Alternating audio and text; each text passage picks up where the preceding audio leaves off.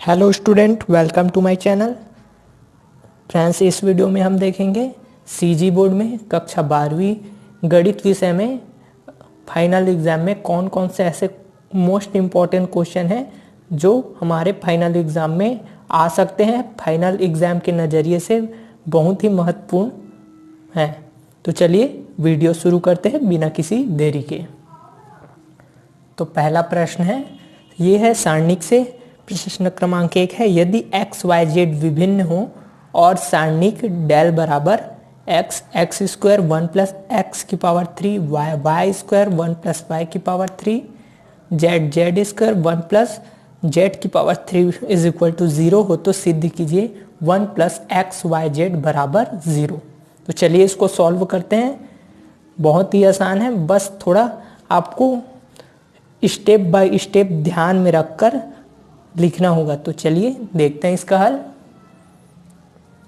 सबसे पहले हल दिया है डेल बराबर, ये सारणिक बराबर में 0 कर लेंगे क्योंकि हमको लाना है 1 प्लस एक्स वाई जेड बराबर 0।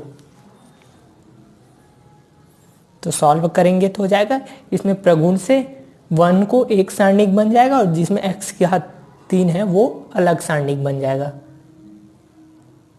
तो ये हो गया एक सारणिक x x square 1 x x square 1 y y square 1 z z square 1 plus बाकी में एक्स एक्स स्क्वायर एक्स की power 3 y y square y की power 3 z z square z की पावर 3 बराबर 0। अब इसके आगे हम क्या करेंगे, इस वाले सारणिक में R1 R2 व R3 से क्रमशः एक्स वाई जेड उभयनिष्ठ लेने पर, तो उभयनिष्ठ लेंगे तो एक्स वाई जेड सामने आ गया और ये हो गया 1, इससे x उभयनिष्ठ लिए तो, और ये हो गया इससे भी x लिए, इस वाले x से तो एक x कम हो गया तीनों में, इसमें भी एक x कम हो गया तो इसमें 1 आ गया, इसमें y स्क्वायर था तो y आ गया और y की पावर 3 था y स्क्वायर आ गया 1 जेड जेड स्क्वायर बराबर 0। अब क्या करेंगे, ये हो गया हमारा सारणिक 1, ये हो गया सारणिक 2। तो सारणिक ए में संक्रिया लगाएंगे C2 C3 में, दोनों को आपस में अवयव को एक्सचेंज करेंगे तो हो जाएगा -1 लगाते हैं, जब अदली बदली करते हैं तो अवयव को, तो हो गया इसको इससे और इसको इससे C2 C3, तो हो जाएगा x1 x square y1 y square z1 z square. अब इसके आगे क्या करेंगे देखते हैं। इसके आगे फिर सारणिक 1 में फिर संक्रिया लगाएंगे C1 C2 से, तो हमारे पास आ जाएगा 1x एक्स स्क्वायर -1 की पावर 2 हो जाएगा क्योंकि 2 बार हम चेंज किए हैं इसके लिए, y1 y y square 1 z z square plus ये सारणिक सेम है x y z 1 x x square y1 y y square 1 z z square is equal to 0। अब क्या करेंगे, दोनों सारणिक बराबर हो गया, अब दोनों में सारणिक उभयनिष्ठ हो जाएगा तो बचेगा क्या 1 प्लस एक्स वाई जेड, इसमें 1 है और इसमें एक्स वाई जेड, फिर ये सारणिक उभयनिष्ठ है 1 1 1 x y z x square y square z square बराबर 0। अब इसमें संक्रिया लगा देंगे जिससे क्या हो जाएगा, संक्रिया लगाएंगे R1 में R घटा देंगे, R3 घटा देंगे और R2 में R3 घटा देंगे, इससे क्या होगा C1 का फर्स्ट 2 एलिमेंट 0 हो जाएगा और ये 1 3 घटा है तो R1 में R3 तो x माइनस जेड हो गया, x square minus z square हो गया, और R2 में R3 घटा है तो x minus y minus z y square minus z square, और R3 सेम है बराबर 0। अब C1 के अनुदिश प्रसार कर देंगे, तो C1 के अनुदिश प्रसार करेंगे तो C1 में ये बस एलिमेंट बचा है तो और पहले से है 1 प्लस एक्स वाई जेड, और इसका जो हो जाएगा सकंडज या इसका जो उप सारणिक होगा वो क्या होगा x minus z y minus z x square minus z square y square minus z square बराबर 0। तो ये फॉर्मूला हो जाएगा a square minus b square, दोनों में ऐसी फॉर्मूला लगेगा तो R1 से x माइनस जेड उभयनिष्ठ निकल जाएगा और R2 से y माइनस जेड उभयनिष्ठ निकल जाएगा, तो बचेगा क्या 1 1 x plus z y plus z is equal to 0। अब इसको इससे गुणा करके माइनस लगा के इससे गुणा किए तो x plus Z minus x minus Z, तो प्लस जेड और माइनस जेड कैंसिल हो गया बराबर में 0। अब इसको हम क्रमानुसार जमाएंगे तो x माइनस वाई, तो एक माइनस आ जाएगा सामने, ये x minus y, y minus z, और इसको z माइनस एक्स करेंगे तो फिर माइनस आएगा, इसलिए 2 माइनस हो गया, इसलिए माइनस माइनस का गुणा प्लस हो जाएगा और बचेगा क्या 1 plus x y z, x minus y into y minus z into z minus x बराबर 0। चूंकि प्रश्नानुसार हमें दे दिया है एक्स वाई जेड विभिन्न है, मतलब आपस में बराबर नहीं है, तो इससे क्या होगा x minus y not equal to 0, y minus z not equal to 0, z minus x not equal to 0। तो क्या हो सकता है 1 plus x y z is equal to 0, और यही क्या था हमारा आंसर, यही सिद्ध करना था। तो ये हो गया हमारा प्रश्न क्रमांक 1 सिद्ध हुआ। अब इसके बाद देखेंगे प्रश्न क्रमांक 2 को कैसे हम हल कर सकते हैं। दोस्तों प्रश्न क्रमांक 2 ही बहुत ही इंपॉर्टेंट है, तो चलिए देखते हैं। दिया है 3 संख्याओं का योग 6 है, यदि हम तीसरी संख्या को 3 से गुणा करके दूसरी संख्या में जोड़ दे तो हमें 11 प्राप्त होता है। पहली और तीसरी को जोड़ने पर हमें दूसरी संख्या का 2 गुना प्राप्त होता है। इसका बीजगणितीय निरूपण कीजिए और आव्यूह विधि से संख्याएं ज्ञात कीजिए। तो चलिए सॉल्व करते हैं। माना पहली, दूसरी व तीसरी संख्या क्रमशः एक्स वाई जेड है और दिए गए शर्तों के अनुसार क्या होगा, तीन संख्या का योग 6 है, तो x plus y plus z is equal to 6। ये हो गया हमारा इक्वेशन नंबर 1। अब इसी तरह दूसरा शर्त y प्लस 3z बराबर 11, ये हो गया हमारा समीकरण 2।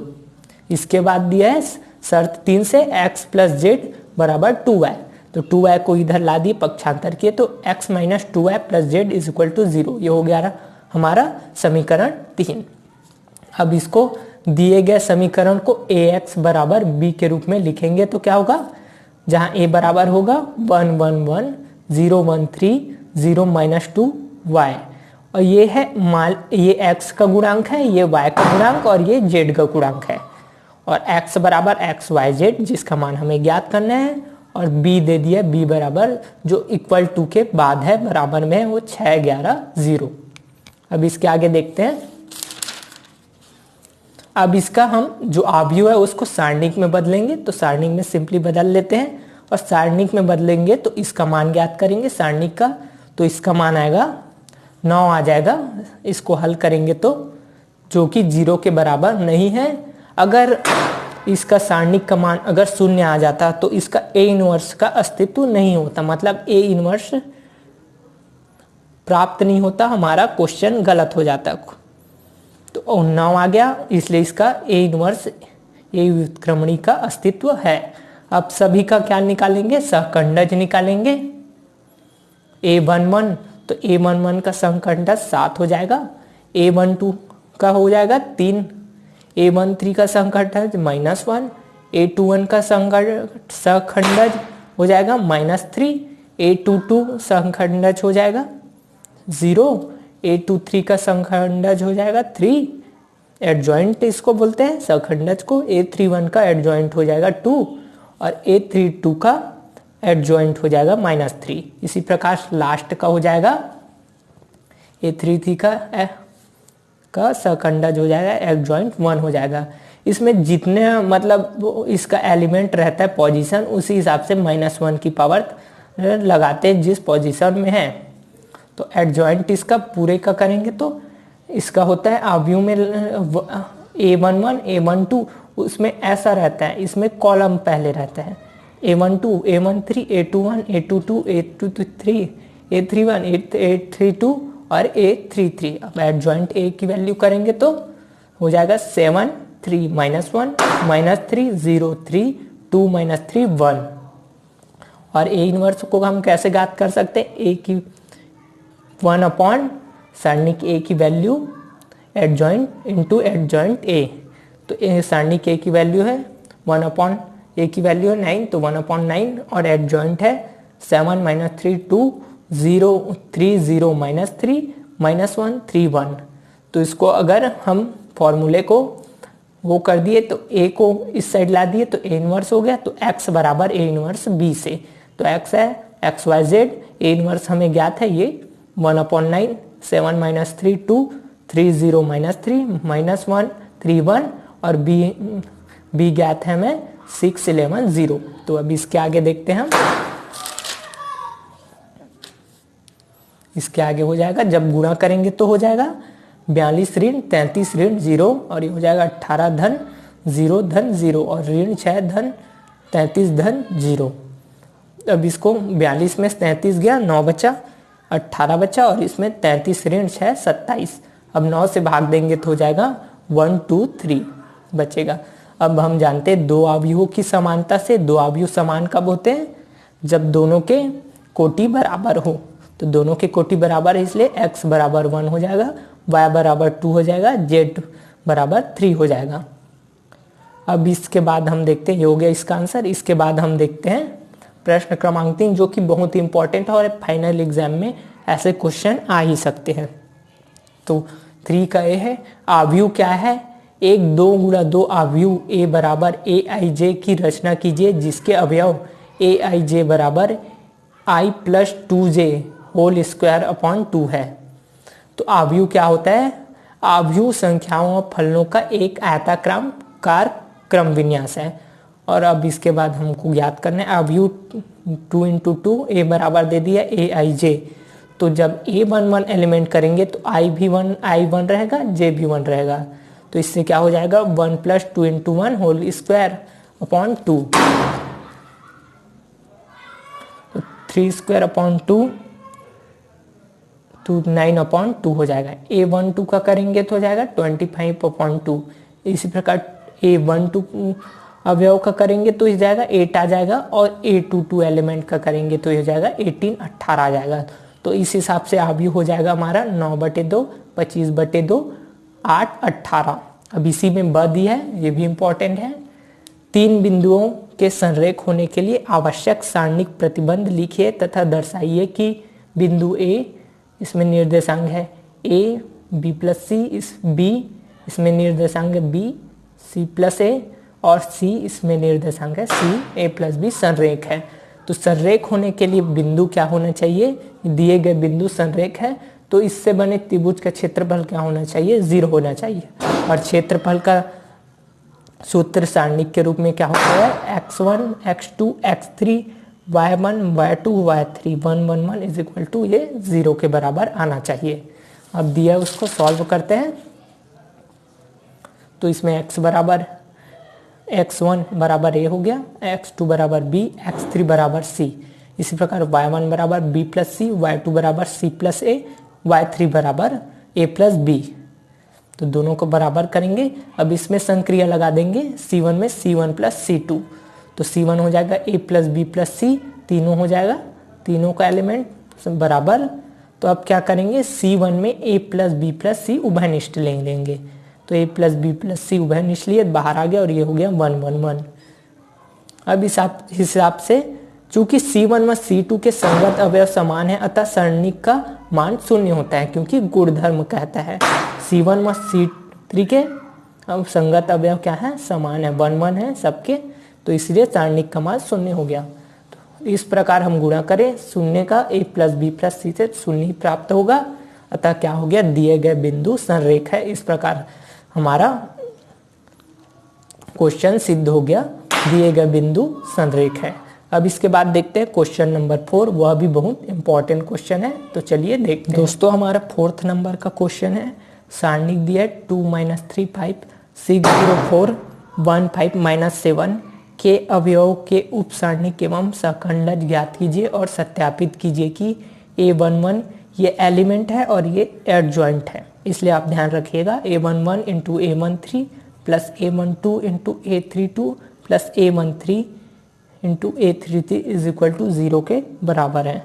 तो दिया है सारणिक, माना सारणिक बराबर 2 - 3 5 6 0 4 1 5 - 7।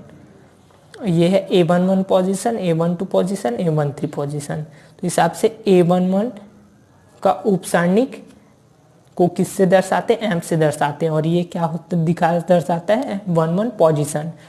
तो इसका हो जाएगा, ये इसका एलिमेंट का उपसारणिक होगा 0 5 4 -7। तो इसका होगा 0 का 7 से करेंगे 0 और 5 × 4 20 हो जाएगा, इसलिए माइनस पहले से रहता है इसलिए -20। तो इसी प्रकार एलिमेंट 1 2 का उपसारणिक M12 की वैल्यू आ जाएगी -46, A13 का उपसारणिक M13 30, A21 का उपसारणिक M21 इसकी वैल्यू आ जाएगी -4, A22 का उपसारणिक M22 इसकी वैल्यू आ जाएगी -19 ऋण 19, A23 का उपसारणिक इसका आ जाएगा मान 13। अब इसके आगे बढ़ते हैं। A31 का उपसारणिक M31 इसका वैल्यू आ जाएगा -12, A32 का उपसारणिक M32 हो जाएगा इसका -22 ऋण 22, A33 का उपसारणिक M33 इसकी वैल्यू हो जाएगी 18। अब सहखंडज ज्ञात करेंगे। तो इसमें जो पोजीशन रहेगा उसमें -1 की पावर जो पोजीशन रहेगा तो दोनों को जोड़ देंगे और उपसारणिक से गुणा कर देंगे। तो इस प्रकार A11 एडजॉइंट क्या आ जाएगा -20, A12 adjoint of A12 46, adjoint of A3 A13 13, adjoint 21 की वैल्यू आ जाएगी 4 और सहखंडज 22 की वैल्यू आ जाएगी -19, सहखंडज 23 की वैल्यू आ जाएगी -13, सहखंडज 31 की वैल्यू आ जाएगी -12, सहखंडज 32 की वैल्यू आ जाएगी 22 और सहखंडज 33 की वैल्यू आ जाएगी 18। अब इसके बाद जो दिया है अब इसकी वैल्यू ज्ञात करेंगे। तो A11 × A31 plus A12 × A32 plus A13 A33। तो हमें दिया है ये हो गया A11 स्मॉल वाला, ये हो गया स्मॉल A22 A12 और ये हो गया A13। और हम एडजॉइंट सबका ज्ञात कर चुके हैं। तो इसका हो गया 2 × -12 प्लस -3 × 22 प्लस 5 × 18 5 × 18। तो इसका गुणा करेंगे तो ऋण 24, इसका गुणा करेंगे तो ऋण 66 धन 90। तो ऋण 24 ऋण 66 ऋण 90 हो गया और धन ऋण कैंसल हो गया, 90 90 तो 0 हो गया। इस प्रकार क्या हो गया, सत्यापित हो गया और 0 के बराबर हमें लाना था। तो ये हो गया क्वेश्चन हमारा सिद्ध सॉल्व हो गया। तो दोस्तों आज के लिए इतना ही। उम्मीद करता हूँ आपको पूरा 4 क्वेश्चन आपको समझ में आ गया हो गया। चारों क्वेश्चन एग्ज़ाम की दृष्टि से आपका बहुत इंपॉर्टेंट है, इसलिए प्रैक्टिस करते रहिए। और बस इतना ही। अगर वीडियो अच्छा लगा तो वीडियो को लाइक कीजिए और मेरे चैनल में नए हैं तो मेरे चैनल को सब्सक्राइब ज़रूर कीजिए। तो मिलते हैं अगले वीडियो में। जय हिंद, धन्यवाद।